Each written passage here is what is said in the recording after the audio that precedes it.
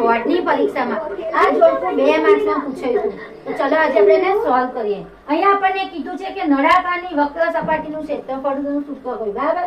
તો હંમેશા યાદ રાખવાનું કે નળાકારની વક્ર સપાટીનું ક્ષેત્રફળનું સૂત્ર પૂછાય તો શું આવે? 2π/r/h. અને બીજું કીધું છે શંકુનું ઘનફળ. તો શંકુનું ઘનફળ શોધવાનું સૂત્ર શું થાય? 1/3πr²h.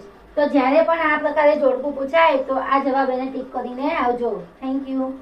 બોર્ડની પરીક્ષામાં આ જોડકું 2 માર્ક્સમાં પૂછાયું હતું. તો ચલો આજે આપણે એને સોલ્વ કરીએ. અહીંયા આપણને કીધું છે કે નળાકારની વક્ર સપાટીનું ક્ષેત્રફળનું સૂત્ર કોઈ, બરાબર?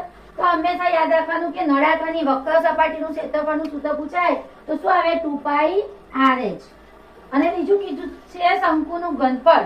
તો શંકુનું ઘનફળ શોધવાનું સૂત્ર શું થાય? 1/3πr²h.